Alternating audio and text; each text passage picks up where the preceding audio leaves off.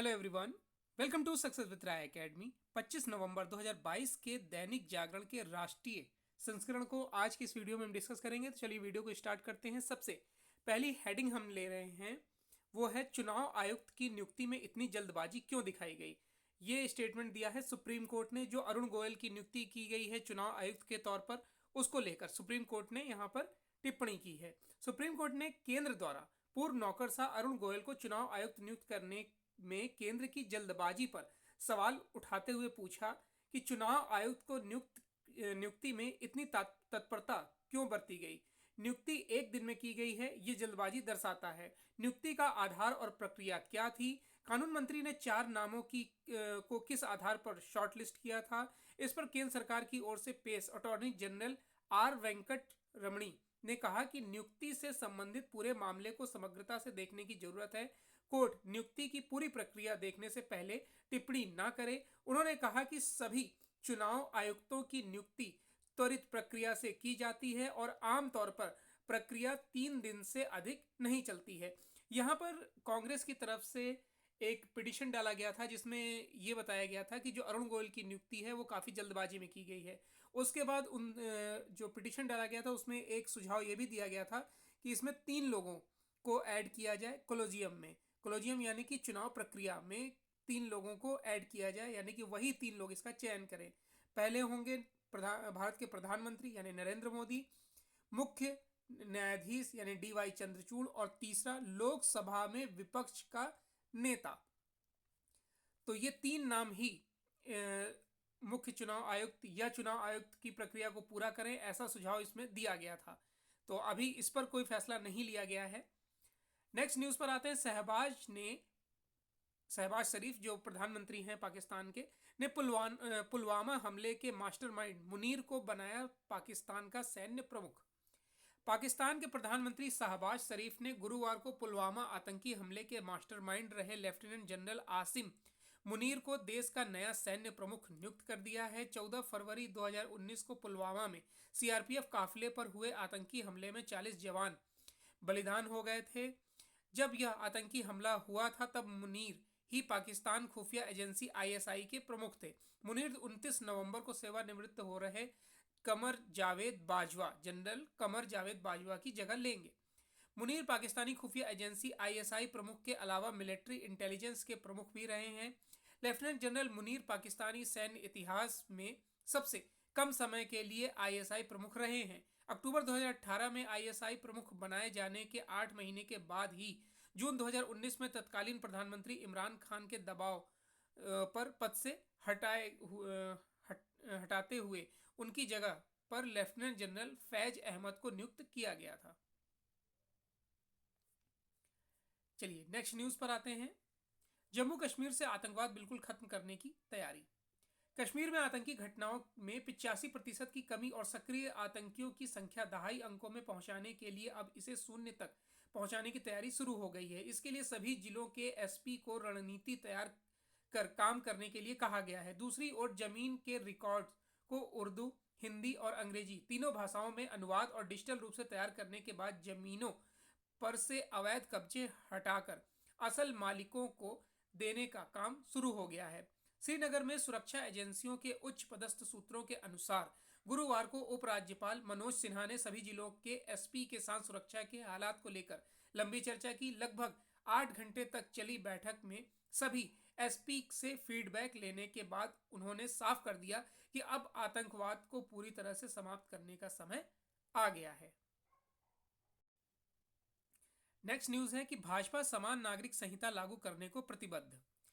केंद्रीय गृह मंत्री अमित शाह ने गुरुवार को कहा कि भाजपा सभी लोकतांत्रिक प्रक्रियाओं और चर्चाओं को पूरा होने के बाद देश में समान नागरिक संहिता लागू करने के लिए प्रतिबद्ध है। उन्होंने कहा कि यह जनसंघ के दिनों से ही भाजपा द्वारा देश के लोगों से किया गया वादा है। एक मीडिया हाउस के कार्यक्रम में गृह मंत्री ने कहा कि न सिर्फ भाजपा ने बल्कि संविधान सभा ने भी संसद और राज्यों को उचित समय आने पर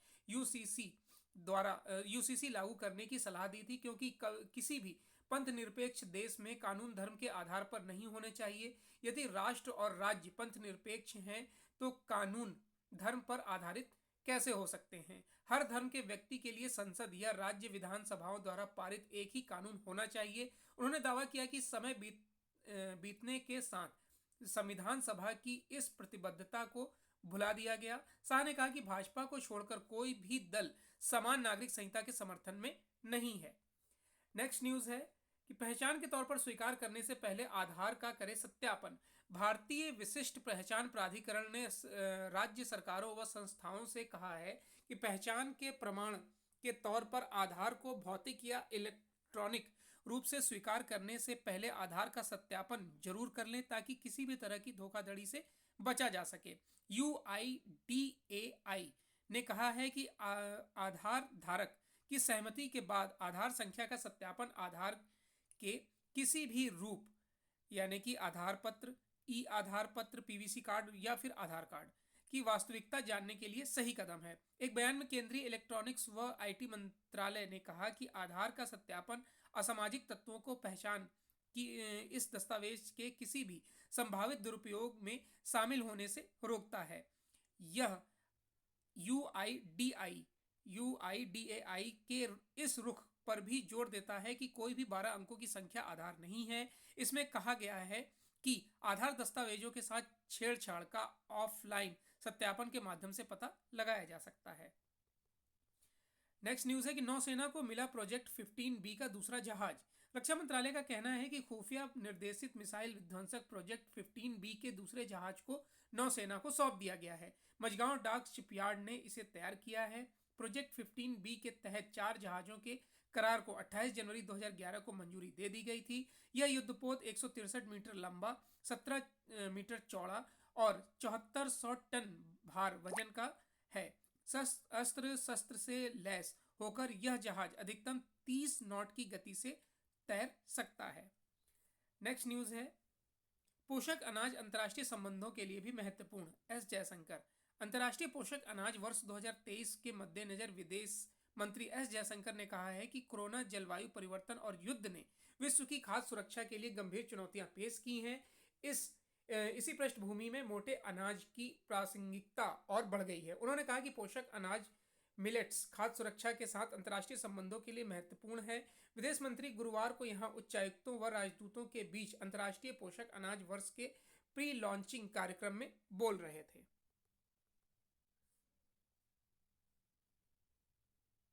नेक्स्ट न्यूज है सुप्रीम कोर्ट में ऑनलाइन दाखिल किए जा सकेंगे RTI आवेदन।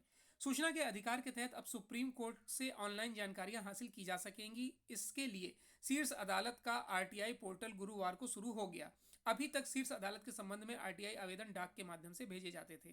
प्रधान न्यायाधीश ने एक याचिका पर सुनवाई के दौरान मामले की सुनवाई शुरू करने से पहले मैं कहना चाहूँगा कि RTI पोर्टल तैयार है, वह 15 मिनट में शुरू हो जाएगा। अगर कोई समस्या आती है तो थोड़ा संयम रखें। अगर कोई समस्या आए तो मुझसे संपर्क करें, मैं उस पर गौर करूंगा। ये बोला था DY चंद्रचूड़ ने। प्रधान न्यायाधीश की अध्यक्षता वाली पीठ विधि छात्रों आकृति अग्रवाल और लक्ष्य पुरोहित द्वारा दायर एक याचिका पर सुनवाई कर रही थी, जिसमें शीर्ष अदालत में RTI आवेदन ऑनलाइन दाखिल करने के लिए एक पोर्टल शुरू करने का अनुरोध किया गया था। पीठ में जस्टिस हिमा कोहली और जस्टिस JB पांडेवाला भी शामिल हैं। सुप्रीम कोर्ट ने 11 नवंबर को कहा था कि ऑनलाइन पोर्टल व्यवहारिक रूप से तैयार है। सूचना का अधिकार अधिनियम के तहत दाखिल किए गए आवेदनों के जवाब पोर्टल के जरिए ही दिए जाएंगे। सुप्रीम कोर्ट के इस पहल को आम लोगों के लिए उपयोगी माना जा रहा है। भविष्य में इसे अपडेट किया जाता रहेगा। नेक्स्ट न्यूज है बिजनेस पेज से कि आने वाले महीनों में घटेगी महंगाई। दुनिया भर में महंगाई चरम पर है और कई देशों की वित्तीय स्थिति खराब हो रही है, लेकिन इस सब के बीच भारत में आगामी महीनों में महंगाई कम होने का अनुमान लगाया जा रहा है। वित्त मंत्रालय की हालिया रिपोर्ट के मुताबिक खरीफ की फसल के आगमन और वैश्विक स्तर पर कई जिन्सों के दाम कम होने से महंगाई दर में नरमी आएगी। वैश्विक सुस्ती की वजह से कई औद्योगिक जिन्सों की कीमतों में कमी आई है और वस्तुओं की उत्पादन लागत कम हुई है। माना जा रहा है कि अब इसका फायदा आम लोगों को मिलेगा। सरकार की तरफ से भी कई जरूरी चीजों के आयात पर लगे प्रतिबंध को हटाया गया तो कई वस्तुओं के निर्यात पर रोक लगाई गई है। RBI ने भी अक्टूबर-दिसंबर में खुदरा महंगाई दर 6.5% रहने का अनुमान लगाया गया है। चौथी तिमाही यानी कि जनवरी-मार्च में महंगाई दर 6% से नीचे आ जाएगी। वित्त मंत्रालय की रिपोर्ट के मुताबिक वैश्विक मंदी से भारतीय निर्यात जरूरी प्रभावी होगा। नेक्स्ट न्यूज है, भारत जीसीसी में फिर होगी एफटीए वार्ता। केंद्रीय वाणिज्य एवं उद्योग मंत्री पीयूष गोयल ने गुरुवार को बताया कि भारत और गल्फ कोऑपरेशन काउंसिल मुक्त व्यापार समझौता को आगे बढ़ाने और वार्ता करने पर सहमत हो गए हैं। जीसीसी में खाड़ी देश क्षेत्र के 6 देश सऊदी अरब, यूएई, कतर, कुवैत, ओमान और बहरान शामिल हैं। भारत और जीसीसी के बीच 2006 और 2008 में भी एफटीए को लेकर वार्ता शुरू हुई थी, लेकिन कुछ कारणों से यह वार्ता पूरी नहीं हो पाई थी। जीसीसी के महासचिव नायफ फलाह एम एल हजरफ के साथ संयुक्त प्रेस वार्ता में गोयल ने कहा कि अगले दौर की बातचीत की तारीख दोनों पक्ष मिलकर तय करेंगे। नेक्स्ट पेज है इंटरनेशनल पेज से, देवबा के नेतृत्व वाली नेपाली कांग्रेस गठबंधन जीत की ओर। नेपाल में रविवार को हुए संसदीय व प्रांतीय विधायिकाओं के चुनाव की मतगणना गुरुवार को भी जारी रही। प्रधानमंत्री शेर बहादुर देउबा के नेतृत्व वाला नेपाली कांग्रेस गठबंधन बढ़त बनाए हुए है। गठबंधन ने अब तक घोषित 90 संसदीय सीटों में 52 पर जीत हासिल कर ली है। यदि यही रुझान बना रहा तो नेपाली कांग्रेस के नेतृत्व वाले 5 दलों का गठबंधन सरकार बना लेगी।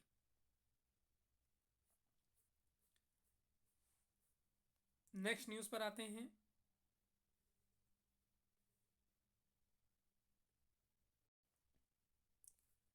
मलेशिया में आम चुनावों में किसी भी पार्टी को बहुमत न मिलने के बाद आया गतिरोध गुरुवार को समाप्त हो गया, क्योंकि मलेशिया में अनिश्चितता समाप्त हो गई है और अनवर इब्राहिम नए प्रधानमंत्री बन गए हैं। मलेशिया के राजा सुल्तान अब्दुल्ला सुल्तान अहमद शाह द्वारा सुधारवादी नेता अनवर इब्राहिम को देश का नया प्रधानमंत्री नियुक्त करने के बाद गुरुवार शाम को एक सादे समारोह में उन्होंने शपथ ग्रहण की। पूर्व उप प्रधानमंत्री अनवर इब्राहिम के गठबंधन अलायंस ऑफ होप ने शनिवार को हुए चुनाव में 82 सीटें हासिल की हैं, जो बहुमत के लिए जरूरी 112 सीटों से कम थीं। चुनाव में जातीय मलय समर्थक पूर्व पीएम मुहिद्दीन यासिन के दक्षिणपंथी झुकाव वाले राष्ट्रीय गठबंधन को 72 सीटें मिली हैं। तो ये आज का यानी 25 नवंबर 2022 का दैनिक जागरण का राष्ट्रीय संस्करण था। आई होप आपको वीडियो अच्छा लगा होगा। अगर वीडियो अच्छा लगा हो तो लाइक और शेयर कर दीजिएगा। वीडियो देखने के लिए धन्यवाद।